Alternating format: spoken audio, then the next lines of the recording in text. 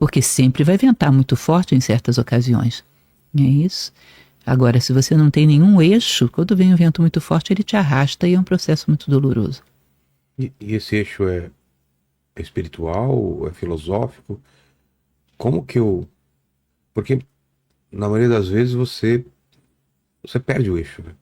Você fica tão abalado por alguma coisa.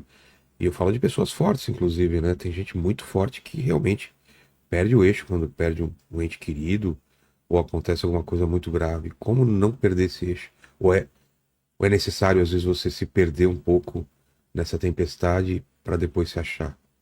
Na verdade, a questão não é não como não perder o eixo, é como achá-lo. Às vezes a Ah, gente tá. nunca teve o eixo.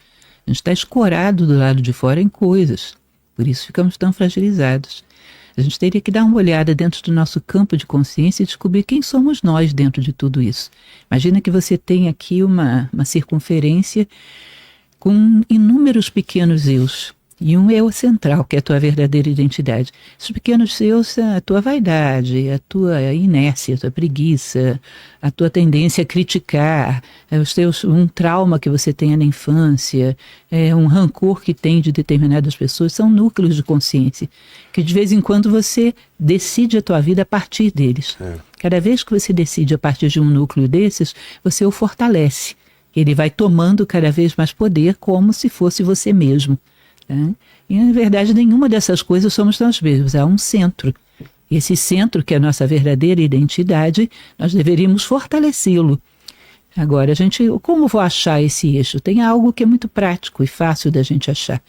Toda vez na nossa vida que decidimos alguma coisa inspirados num sentimento de altruísmo, de solidariedade, de compaixão, toda vez que a ideia do bem rege a nossa ação, nós estamos sendo nós mesmos. Isso é encontrar-se dentro de si mesmo, né? Parece que essa nossa essência, esse nosso centro, ele é da mesma natureza da ideia do bem, da bondade, da benevolência.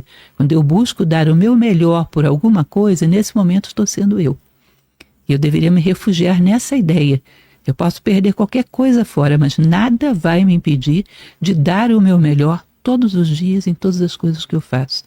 Nada vai me impedir de encontrar o meu melhor ao final dessa vida. Ser um ser humano melhor do que eu sou hoje, somar para o mundo, somar para o outro, fazer diferença. Pode o mundo revolucionar a minha volta, mas não vão me tirar isso. Tá? Eu sou essa pessoa que quero chegar a ser um ser humano melhor e quero usar todos os dias da minha vida para beneficiar o mundo, o outro e a mim mesmo. Crescer como ser humano.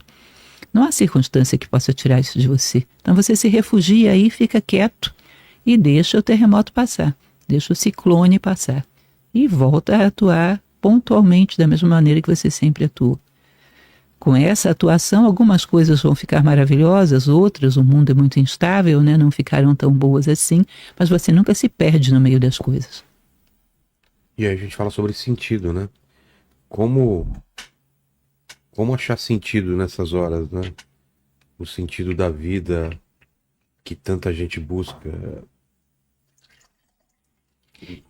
O, o, o que que move a gente quando, sei lá, você perdeu o que você... Aquela vontade que você tinha, né? Aquela coisa que te movia.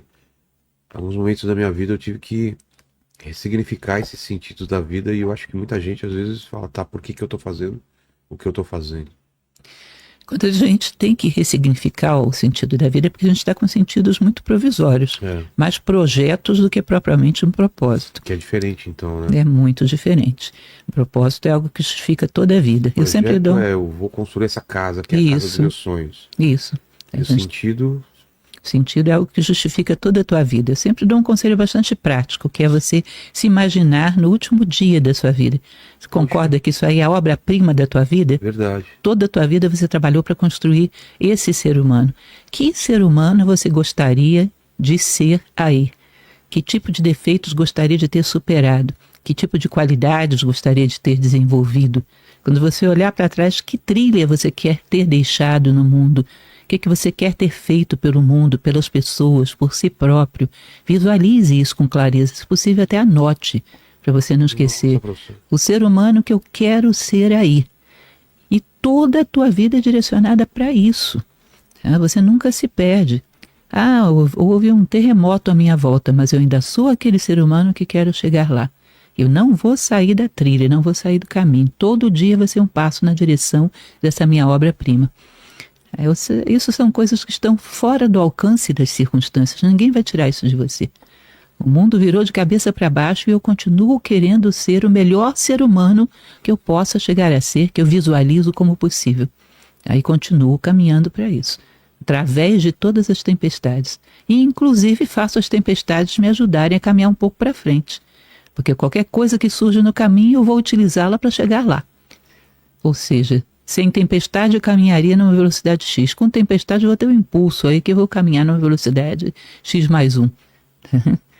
As circunstâncias eu vou fazendo com que elas me deem algum ingrediente para essa viagem. Mais maturidade, mais experiência, uma visão mais completa do mundo, coisas que vão me aparelhar a cumprir melhor com esse propósito de vida. Tudo pode servir para isso. De tudo você extrai alguma lição que te permita chegar lá mais depressa ou de maneira mais completa. Tá? Então você arruma a tua vida toda, entende? Que você dá uma faxina, você dá uma arrumada na sua vida geral e as coisas todas passam a ser dotadas de sentido. O mundo não gira, mas o mundo gira, mas você fica quieto, você é o eixo do mundo. Você não é a circunferência, você é o eixo. Como uma árvore que você tem que dar uma podada em algumas coisas para ela crescer melhor. Sim, ela não perde de vista que ela quer ser árvore, quer dar frutos. A vida vem e dá uma podada, ela usa isso para pegar impulso. Mas ela não perde de vista que o que ela quer ser é uma árvore frutífera, ela quer dar frutos. Tá? E continua o caminho dela, aconteça o que acontecer. Então não existe um sentido geral para a vida, cada pessoa tem que achar esse sentido, não existe uma linha geral? Existe. Nós poderíamos dizer que esse ser humano perfeito que cada um programa a ser é muito parecido entre as pessoas. É o máximo de valores, virtudes e sabedoria que um ser humano possa ser. Qualquer pessoa, quando vê esse modelo, ela vai pensar num ser humano justo, fraterno, bom, íntegro, fiel a si mesmo.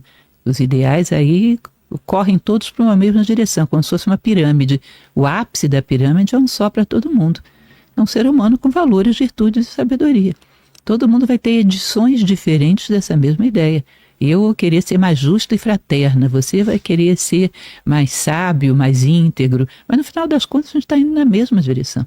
Na mesma direção. O ápice da pirâmide, que é um só para todas as faces. As inúmeras faces dessa pirâmide que é a humanidade.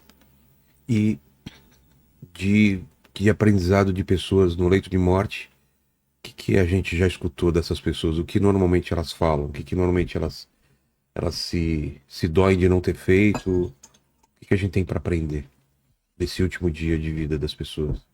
Eu não diria nem só no último dia, mas nos últimos, quando uma pessoa tem uma doença grave, que sabe que vai morrer. É claro que há uma variedade muito grande, depende muito do ser humano e das suas perspectivas, né?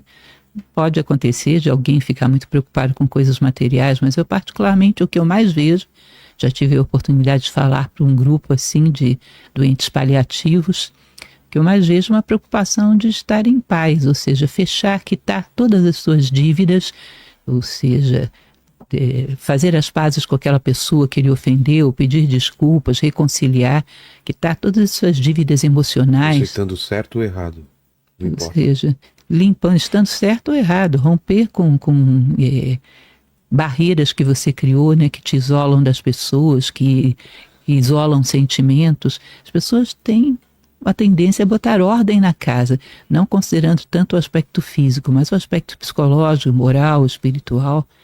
Tá? Para fazer com que esse tempo que resta seja o tempo mais harmonioso possível.